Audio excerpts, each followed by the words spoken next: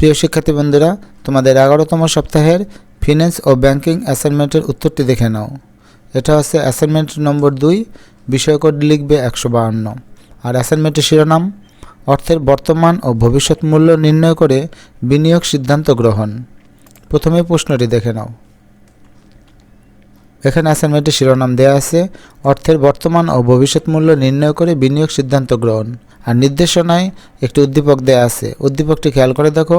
Assignment প্রণয়নের ক্ষেত্রে নিম্নের বিষয়গুলো ও সমস্যাকে বিবেচনায় নিতে হবে: অর্থের সময়মূল্যের ধারণা, অর্থের ভবিষ্যৎ মূল্য ও চক্রবৃদ্ধিকরণ, অর্থের বর্তমান মূল্য ও বাট্টাকরণ। একটি সমস্যাও দেওয়া আছে। একটি ব্যবসায় প্রতিষ্ঠান 6 বছর পর 10 লাখ টাকার মেশিন ক্রয় করবে, কিন্তু বর্তমানে প্রতিষ্ঠানটির আছে 5 লাখ টাকা।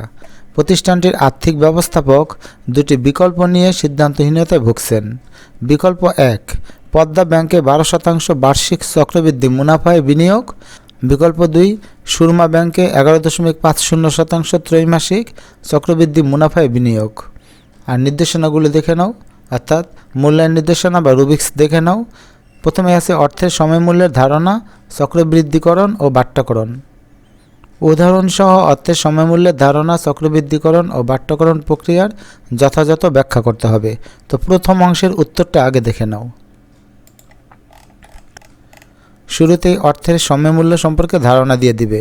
বর্তমানে প্রাপ্ত অর্থ ভবিষ্যতে প্রাপ্ত অর্থের চেয়ে অধিক মূল্যবান।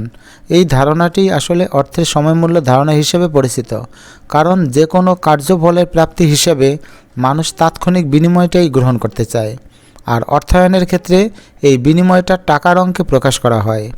তাই যে কোনো মানুষই তার প্রাপ্তিটা টাকার অঙ্কে বর্তমানে গ্রহণ করতে পছন্দ করেন, কারণ বর্তমানে সে এই অর্থ বিনিয়োগ করলে মুনাফা অর্জন করতে পারবে, কিন্তু ভবিষ্যতে সুযোগও বিলম্বিত হবে।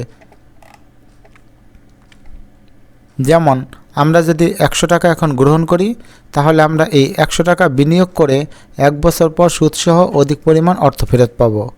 কিন্তু আমরা যদি 100 টাকা 1 বছর পর গ্রহণ করি, তাহলে তো আর এখন বিনিয়োগ করার সুযোগ থাকবে না, ফলে কোনো লাভ বা সুদ অর্জিত হবে না। তাই আমরা 100 টাকা ভবিষ্যতে বা 1 বছর পর গ্রহণের চেয়ে এখন বা বর্তমানে 100 টাকা গ্রহণ করতেই বেশি পছন্দ করব। এবার আসো চক্রবৃদ্ধিকরণ। বর্তমান বছরের আসল টাকার উপর সুদ গণনা করে পরবর্তী বছরে ওই সুদ আসলের সাথে যুক্ত হয়ে ভবিষ্যৎ মূল্য দাঁড়ায়। পরবর্তী বছর এই ভবিষ্যৎ মূল্য বা নতুন আসলের উপর পুনরায় সুদ গণনা করা হয়। তাই ভবিষ্যৎ মূল্য নির্ধারণ করার এই কৌশলকেই চক্রবৃদ্ধিকরণ বা কম্পাউন্ডিং বলে। উদাহরণটা দিলে ভালো বুঝবে। ধরে নাও জাহিদ আজকে শতকরা 10% হার সুদে অগ্রণী ব্যাংকে 10,000 টাকা জমা রেখেছে। 1 বছর পর অগ্রণী ব্যাংক জাহিদকে দেবে 11,000 টাকা, অর্থাৎ সুদের হার শতকরা 10% হলে এখনকার 10,000 টাকা আগামী বছরের 11,000 টাকার সমান মূল্য বহন করে। এই যে 10,000 টাকা, এটাকে বলা হয় বর্তমান মূল্য, এবং 11,000 টাকাকে বলা হয় ভবিষ্যৎ মূল্য। বর্তমান মূল্য জানা থাকলে নিম্নের সূত্রের সাহায্যে ভবিষ্যৎ মূল্য বের করা যায়। ভবিষ্যৎ মূল্যের সূত্র বা এফবি মানে future value, equal PV into 1 + I power n। এখানে এফবি হইতেছে ভবিষ্যৎ মূল্য, পিভি হচ্ছে বর্তমান মূল্য, I = সুদের হার এবং n হচ্ছে সময় বা মেয়াদকাল। এখন বর্তমান মূল্য যে 10,000 টাকা, এর 1 বছর পরে ভবিষ্যৎ মূল্য কত হবে এই সূত্রের মাধ্যমে আমরা বের করে ফেলব। এখানে দেখো সূত্র আছে পিভি মানে হচ্ছে প্রেজেন্ট ভ্যালু বা 10,000 টাকা। 1 এখানে লেখা থাকলো প্লাস এখানে I মানে হচ্ছে সুদের হার। সুদের হার উপরে দেওয়া আছে দেখো 10%। যদি 10% এখানে বসাই আর এখানে গাণিতিক ক্যালকুলেশন করলে তোমরা সহজে 11,000 টাকা পেয়ে যাবে। এবার আসো বাট্টাকরণ কি। ভবিষ্যতে কোনো নির্দিষ্ট কাজে নির্দিষ্ট পরিমাণ অর্থের প্রয়োজন হলে বর্তমানে যে পরিমাণ অর্থ সঞ্চয় বা বিনিয়োগ করতে হবে তা বের করার জন্য বর্তমান মূল্য নির্ণয় করার ধারণা ব্যবহার করা হয়। আর বর্তমান মূল্য নির্ণয় করার প্রক্রিয়াকে বাট্টাকরণ প্রক্রিয়া বলে। যেমন 1 বছর পর তুমি 100 টাকা পেতে চাও, 10% হারে বাট্টাকরণ পদ্ধতিতে আজকের বর্তমান মূল্য হলো 90.91 টাকা। এর মানে হচ্ছে তুমি 1 বছর পরে 100 টাকা পেতে চাও আর সুদের হার 10%। তাহলে তোমাকে এখন ব্যাংকে 90 টাকা 91 পয়সা রাখতে হবে। এই 90 টাকা 91 পয়সা যদি আজকে তুমি ব্যাংকে রাখো, ঠিক 1 বছর পরে 10% সুদে 100 টাকা পাবে। এটাই মূলত বাট্টাকরণ। সূত্রটি এখানে দেখানো যেতে পারে, বর্তমান মূল্য সমান ভবিষ্যৎ মূল্য divided by 1 plus i power N.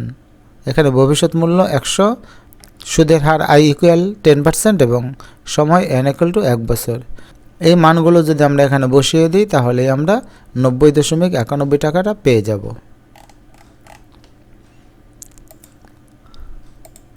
নির্দেশনার পরের প্রশ্নটি দেখো, বার্ষিক চক্রবৃদ্ধিকরণ ও বছরে একাধিক চক্রবৃদ্ধিকরণ করে অর্থের ভবিষ্যৎ মূল্য নির্ণয় করতে হবে। এই ভবিষ্যৎ মূল্য নির্ণয় করার জন্য আমাদের এই যে সমস্যার এই তথ্যগুলোর সাহায্য নিতে বলা হয়েছে, কারণ এখানে লেখা আছে বার্ষিক চক্রবৃদ্ধিকরণ ও বছরে একাধিক চক্রবৃদ্ধিকরণ প্রক্রিয়ার সূত্র প্রয়োগ করে অর্থের ভবিষ্যৎ মূল্য নির্ণয় এবং যথাযথ সিদ্ধান্ত গ্রহণ। যথাযথ সিদ্ধান্ত গ্রহণ মানে এখানে যে দুইটা ব্যাংকে সে টাকা ইনভেস্ট করবে, কোন ব্যাংকে ইনভেস্ট করা লাভজনক হবে সেই ব্যাপারে সিদ্ধান্ত দিতে বলা হয়েছে। তো এই প্রশ্নের উত্তরটা দেখে নাও। প্রথমে লিখবে বার্ষিক চক্রবৃদ্ধিকরণ ও বছরে একাধিক চক্রবৃদ্ধিকরণ। সাধারণত বছরে একবার চক্রবৃদ্ধি হলেও কখনো কখনো বছরে একাধিকবার চক্রবৃদ্ধি হতে পারে। ব্যাংকে টাকা রাখলে বা ব্যাংক থেকে ঋণ গ্রহণ করলে মাসিক ভিত্তিতে চক্রবৃদ্ধি হয়, অর্থাৎ বছরে 12 বার চক্রবৃদ্ধি হয়। সেক্ষেত্রে বার্ষিক চক্রবৃদ্ধিকরণের সূত্রটিতে দুটি পরিবর্তন আনতে হবে।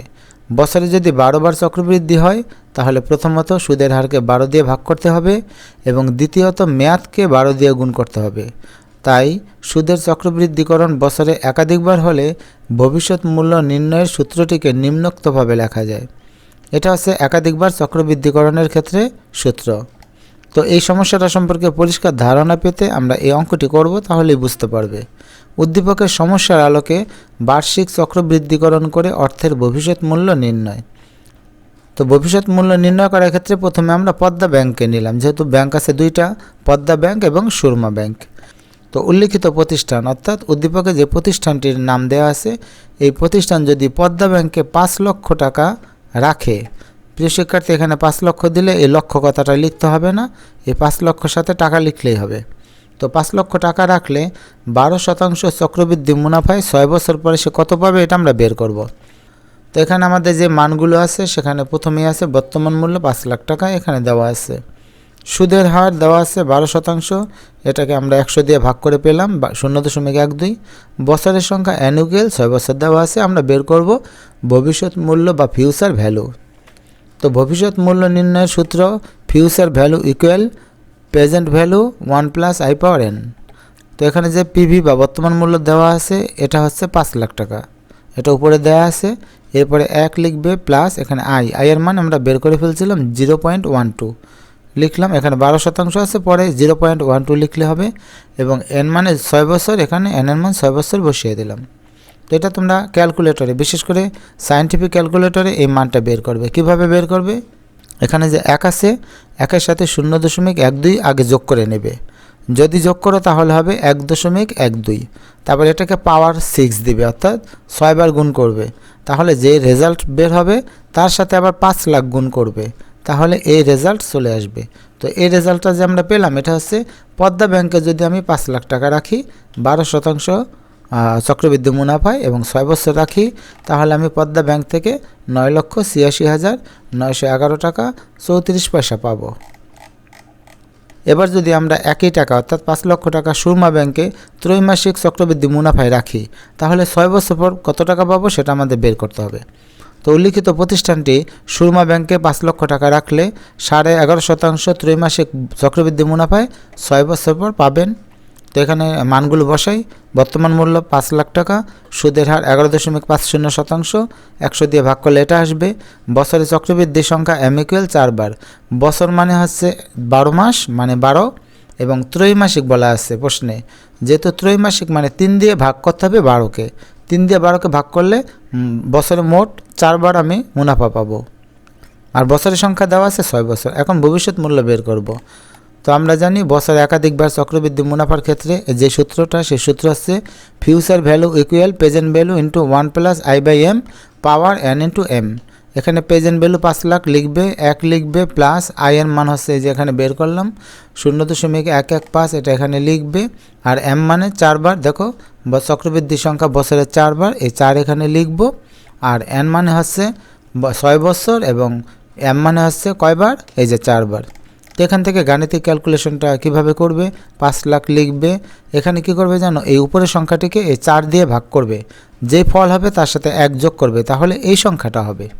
এরপর সায়েন্টিফিক ক্যালকুলেটরে কি করবে, এই সংখ্যাটাকে পাওয়ার করবে 24 বার, একবারে 24 বার পাওয়ার করে যে রেজাল্ট আসবে তার সাথে 5 লক্ষ টাকা গুণ করে দিবে, তাহলে রেজাল্ট আসবে 9,87,202 টাকা 76 পয়সা।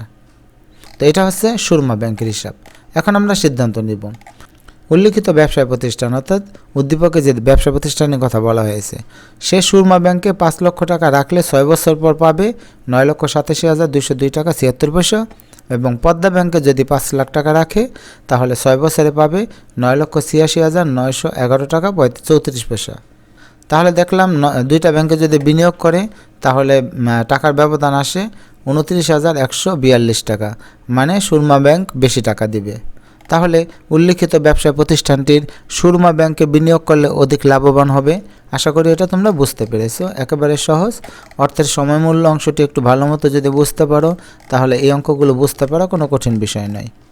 এবার পরের অংশে দেখো, বার্ষিক বাট্যাকরণ ও বছরে একাধিক বাট্যাকরণ করে অর্থের বর্তমান মূল্য নির্ণয়। এখানেও বলা আছে যে দুইবার যে বর্তমান মূল্য বের করবে তার মধ্যে কোনটা ভালো হবে সে ব্যাপারে সিদ্ধান্ত গ্রহণ তোমাদের জানাতে হবে। তো লিখে নেবে, উদ্দীপকের সমস্যার আলোকে বার্ষিক বাট্যাকরণ ও বছরে একাধিক বাট্যাকরণ করে অর্থের বর্তমান মূল্য নির্ণয়। এর আগের প্রশ্নে আমরা অর্থের ভবিষ্যৎ মূল্য নির্ণয় করেছিলাম, এবার বর্তমান মূল্য নির্ণয় করব। পদ্মা ব্যাংকের ক্ষেত্রে দেখো, ব্যবসা প্রতিষ্ঠানটি পদ্মা ব্যাংকে টাকা রাখলে 12% বার্ষিক চক্রবৃদ্ধি মুনাফা দেবে, এটা আগে বলা আছে। তাই পদ্মা ব্যাংকের ক্ষেত্রে আমরা জানি বর্তমান মূল্যের যে সূত্র আছে সেই সূত্রটা লিখবে future value divided by 1 + i⁻n। এখন ফিউচার ভ্যালু মানে হচ্ছে কি জানো, তুমি ভবিষ্যতে 10 লাখ টাকা পেতে চাও, এটা কিন্তু উদ্দীপকে দেওয়া আছে, 10 লাখ টাকা পেতে চাও, এটা হচ্ছে ফিউচার ভ্যালু। এখানে 1 আছে, 1 লিখবে, প্লাস এখানে আয়ের মান এখানে আমি বের করে রেখেছি। দেখো ভবিষ্যৎ মূল্য 10 লাখ টাকা, সুদের হার 12%, 100 দিয়ে ভাগ করলে 0.12, সময় কিন্তু একই রইল 6 বছর। এই মানগুলো এখানে বসিয়ে দিলাম। এখান থেকে কিভাবে বের করব, এই 1-এর সাথে এই 0.12 যোগ করে ফেলবো, যোগ করার পর এটাকে পাওয়ার করব 6, যে রেজাল্ট আসবে সেই রেজাল্টটা তোমরা আলাদা রাখবে রাফে। তারপরে এই 10 লাখকে এর নিচের যে রেজাল্ট বের হবে এই রেজাল্ট দিয়ে আলাদা করে ক্যালকুলেটরে ভাগ করবে, ভাগ করলে এই রেজাল্টটা চলে আসবে 5,06,631 টাকা 12 পয়সা। এর মানে কি জানো, তুমি যে 10 লাখ টাকা পেতে চাও আজকে থেকে 6 বছর পরে, তাহলে এখন তোমাকে ব্যাংকে 5,06,631 টাকা রাখতে হবে। অর্থাৎ 10 লাখ টাকা পেতে হলে ব্যবসা প্রতিষ্ঠানটিকে পদ্মা ব্যাংকে বর্তমানে 5,06,631 টাকা 12 পয়সা রাখতে হবে। এবার সুরমা ব্যাংকের ক্ষেত্রে হিসাবটা একটু অন্যরকম। তো এটাকে দেখো, সুরমা ব্যাংকের ক্ষেত্রে বর্তমান মূল্য বা প্রেজেন্ট ভ্যালু সূত্রটা এরকম হবে, কারণ এটা কিন্তু ত্রৈমাসিক চক্রবৃদ্ধি সুদের নিয়ম। তো উপরে ফিউচার ভ্যালু, নিচে 1 + i/m পাওয়ার mn/n। এখানে ভবিষ্যৎ মূল্য ফিউচার ভ্যালু 10 লাখ টাকা, অর্থাৎ আমি 10 লাখ টাকা পেতে চাই ভবিষ্যতে, কিন্তু সুরমা ব্যাংক আমাকে সুদের হার দিবে মাত্র 11.5%। এটাকে 100 দিয়ে ভাগ করে এই মানটা বের করলাম। বছরে চক্রবৃদ্ধির সংখ্যা যেহেতু ত্রৈমাসিক, মানে 3 মাস পর পর সে সুদ ধরবে, তো 3 দিয়ে 12 মাস যে বছরকে ভাগ করবে, তাহলে 1 বছরে তুমি 4 বার সুদ পাবে। আর বছরের সংখ্যা 6 বছর। বর্তমান ভ্যালু আমরা বের করব। এখন সূত্রে মান বসাই, এখানে যে সূত্রটা আছে না এই সূত্রে আমরা মান বসাবো। দেখো আমরা প্রেজেন্ট ভ্যালু বের করব, উপরে দেওয়া ছিল ফিউচার ভ্যালু এবং সূত্রটা ছিল 1 + i, আয়ের মানে এটা, এবং বছরের কতবার আমরা সুদ পাবো 4 বার। আর এখানে আছে m/n, m মানে হচ্ছে 4 এবং n মানে হচ্ছে 6। তো উপরে 10 লাখ এখানে রাখবে, 1 এখানে রাখবে, আর 0.115কে 4 দিয়ে ভাগ করে এখানে রাখবে, আর এখানে 4কে 6 দিয়ে গুণ করলে হবে 24। এখানে আমরা একসাথে ক্যালকুলেটরে বের করতে পারবো। কিভাবে, একের সাথে এটা যোগ করব, যোগ করে এটাকে 24 বার পাওয়ার করব, অর্থাৎ 24 বার এটাকে গুণ করব। এটা সায়েন্টিফিক ক্যালকুলেটরে করা যায়। যেই ফলটা আছে এই ফলটা আমরা রাফে রাখবো, তারপরে এখানে 10 লাখকে এই ফল দিয়ে ভাগ করে দিব, তাহলে এই রেজাল্ট চলে আসবে 5,06,481 টাকা 57 পয়সা। এর মানে হচ্ছে আমি যদি ভবিষ্যতে 10 লাখ টাকা পেতে চাই, অর্থাৎ ব্যবসা প্রতিষ্ঠান যদি 10 লাখ টাকা পেতে চাই, তাহলে সুরমা ব্যাংকে বর্তমানে এই টাকাটা তার রাখতে হবে। এবার আমরা একটু হিসাব করে দেখব কোন ব্যাংক থেকে বেশি সুবিধা পাওয়া যাবে। তো গাণিতিক ফলাফলের ভিত্তিতে বিনিয়োগ সিদ্ধান্ত গ্রহণ। ব্যবসা প্রতিষ্ঠানটি 6 বছর পর 10 লাখ টাকা যদি পেতে চায় তাহলে পদ্মা ব্যাংকে বর্তমানে রাখতে হবে এই টাকাটা, আমরা উপরে পেয়েছি, এবং সুরমা ব্যাংকে বর্তমানে রাখতে হবে এই টাকা, এটাও তো আমরা একটু আগে বের করলাম। এখন ব্যবধানটা দেখো তো, পদ্মা ব্যাংকে কিন্তু বেশি টাকা রাখতে হবে। দেখো পদ্মা ব্যাংকে 5,06,631 টাকা 12 পয়সা রাখতে হবে। এটা বড়, এটা আগে লিখবে, এবং এটা ছোট, এটা পরে লিখবে। বিয়োগ করে দেখলাম 149 টাকা 55 পয়সা। তোমরা হয়তো বলতে পারো যে 10 লাখ টাকার তুলনায় 149 টাকা এটা কোনো ব্যাপার না, কিন্তু হিসাব তো হিসাবেই, তোমাকে তো সঠিক গাণিতিক হিসাবটা বের করতে হবে, আর এই হিসাব অনুযায়ী কিন্তু তোমাদের সিদ্ধান্ত নিতে হবে। তাই লিখবা, এখানে দেখা যাচ্ছে ভবিষ্যতে 10 লক্ষ টাকা পেতে চাইলে ব্যবসা প্রতিষ্ঠানটিকে পদ্মা ব্যাংকে বর্তমানে বেশি টাকা জমা রাখতে হবে। তাহলে যে এই দেখো, এই পদ্মা ব্যাংকে তুমি বেশি টাকা জমা রাখবে। তাও আমরা এটা সহজে বুঝতে পারি, বর্তমানে কম টাকা বিনিয়োগ করে ভবিষ্যতে বেশি টাকা যে প্রকল্প থেকে পাওয়া যাবে সেই প্রকল্প বেশি লাভজনক। তাহলে বিনিয়োগ করবে কম টাকা কোন জায়গায়, দেখো সুরমা ব্যাংকে। কত কম তুমি বিনিয়োগ করবে, 149 টাকা। এই কারণে এখানে লিখে দিবে, এই ক্ষেত্রে সুরমা ব্যাংকে টাকা বিনিয়োগ করা অধিকতর যৌক্তিক হবে। তো প্রিয় শিক্ষার্থী, আশা করি আমি অল্প কথায় বোঝানোর চেষ্টা করেছি এবং তোমরা বুঝতে পেরেছো। এই ছিল তোমাদের আজকে 11তম সপ্তাহের ফিনান্স ও ব্যাংকিং অ্যাসাইনমেন্টের সমাধান। তোমরা আমার সাথেই থাকবে এই আশা আমি করি, তাই আমার চ্যানেলটি সাবস্ক্রাইব করবে। আমার একই নামে ফেসবুক পেজ আছে, সেই পেজও তোমরা ফলো করবে। ধন্যবাদ।